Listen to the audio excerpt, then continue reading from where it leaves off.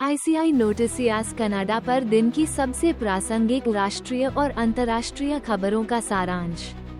इसके प्रस्तोता एंजेलिका सिफ्यूइंटेस के साथ। GST और HST शेष के लिए अंतिम किश्तें जल्द ही जारी की जाएंगी। कनाडाई लोगों को कैसे फायदा होगा? नए साल के लिए पहली विनियोजन की घोषणा शुक्रवार को की जाएगी। योग्य कनाडाई लोगों को संघीय सरकार के माल और सेवा कर GST या सामंजस्यपूर्ण बिक्री कर HST से क्रेडिट प्राप्त होगा। ये 2023 आधार वर्ष के लिए तीसरा त्रैमासिक भुगतान है जिसे निम्न और मध्यम आय वाले कनाडाई लोगों को शामिल करने के लिए बढ़ाया जाएगा।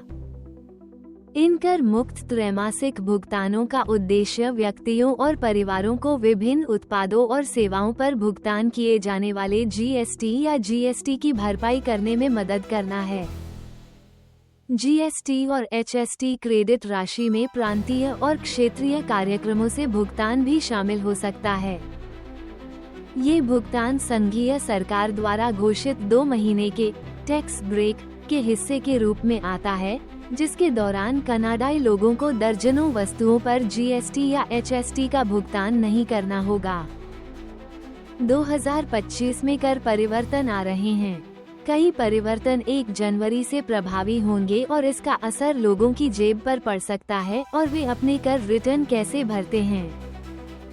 यहाँ बताया गया है कि जब कर दाखिल करने, सरकारी लाभ और बचत योगदान के साथ साथ अन्य कर संबंधित अपडेट की बात आती है तो क्या बदल रहा है।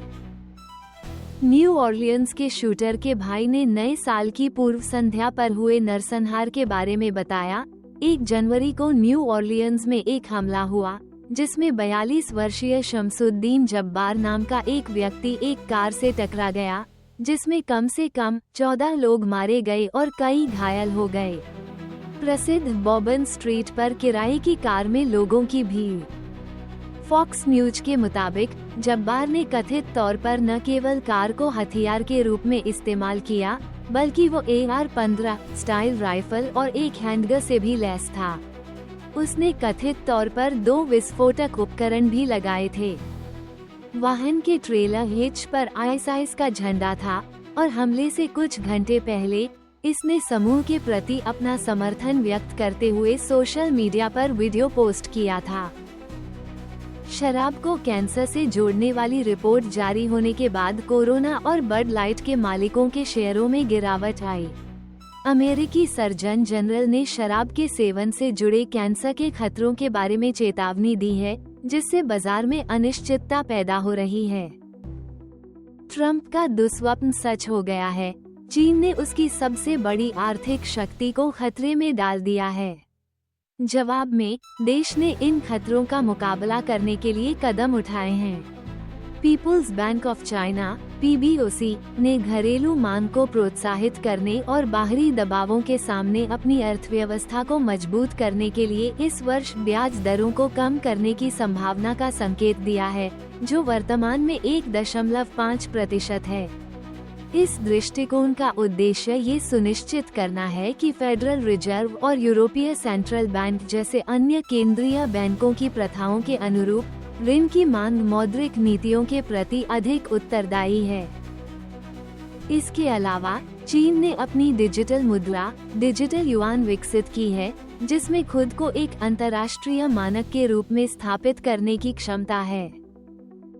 चीन प्रतिबंधों के बाद मानवाधिकार के क्षेत्र में कनाडा के दोहरे मानकों की आलोचना करता है। चीनी विदेश मंत्रालय के प्रवक्ता माओ निंग ने कहा कि कनाडाई सरकार ने मानवाधिकार के नाम पर चीन के खिलाफ निराधार आरोप लगाए और चीनी कर्मचारियों पर अवैध प्रतिबंध लगाए।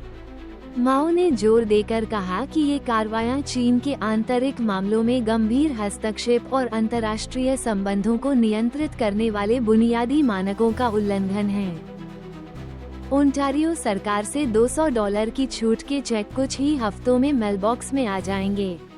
रिफंड राशि प्रत्येक करदाता को $200 का चेक प्राप्त होगा। इसके अलावा पात्र परिवारों को प्रति बच्चा अतिरिक्त $200 प्राप्त होंगे। प्रीमियर डॉग फोर्ड ने कहा कि कटौती का उद्देश्य जीवनयापन की बढ़ती लागत का सामना कर रहे ओंटेरियन लोगों पर वित्तीय बोझ को कम करना है। वित्त मंत्री पीटर बेथलेन-फॉल्वी ने कहा कि कार्यक्रम के लिए धन प्रांतीय बिक्री कर से उत्पन्न अतिरिक्त राजस्व और संघीय पूंजीगत लाभ कर में हाल के बदलावों से आएगा। कार चोरी। क्यूबेक में छुट्टियों के दौरान छापेमारी के बाद $1 मिलियन मूल्य के चोरी हुए वाहन बरामद किए गए हैं। 2022 में कनाडा में 105,000 से अधिक कार चोरी हुई, जो हर 5 मिनट में एक वाहन चोरी के बराबर है। इस वृद्धि ने कनाडा के बीमा ब्यूरो को स्थिति को राष्ट्रीय संकट के रूप में वर्णित करने के लिए प्रेरित किया है। ओंटारियो और क्यूबेक विशेष रूप से प्रभावित हुए। इन अपराधों में लगभग 50% की वृद्धि दर्ज की गई। कनाडा में चोरी की गई कारों को अक्सर एशिया, यूरोप, अफ्रीका और मध्य पूर्व के देशों में निर्यात किया जाता है, जहां उन्हें द्वितीयक बाजारों में बेचा जाता है। इंटरपोल हर हफ्ते कनाडा से चोरी हुए लगभग 200 वाहनों का पता लगाता है। यदि तेहरान 20 जनवरी को डोनाल्ड ट्रंप के उद्घाटन से पहले परमाणु हथियारों की ओर बढ़ता है, तो अमेरिकी राष्ट्रपति जो बिडेन ईरानी परमाणु सुविधाओं पर संभावित हमले के विकल्पों पर विचार कर रहे हैं। कनाडा में बहादुर नागरिकों के लिए नए साल का जश्न मनाने के लिए ध्रुवीय भालू डुबकी में भाग लेना प्रथा है। इस घटना में झीलों, नदियों या समुद्र के बर्फीले पानी में डुबकी लगाना शामिल है, जो नवीकरण और वर्ष की एक नई शुरुआत का प्रतीक है।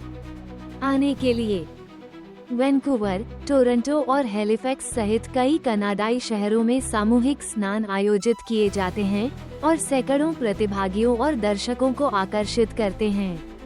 जुटाई गई धनराशि अक्सर धर्मार्थ कार्यों के लिए दान की जाती है, जो उत्सव और एकजुटता को जोड़ती है।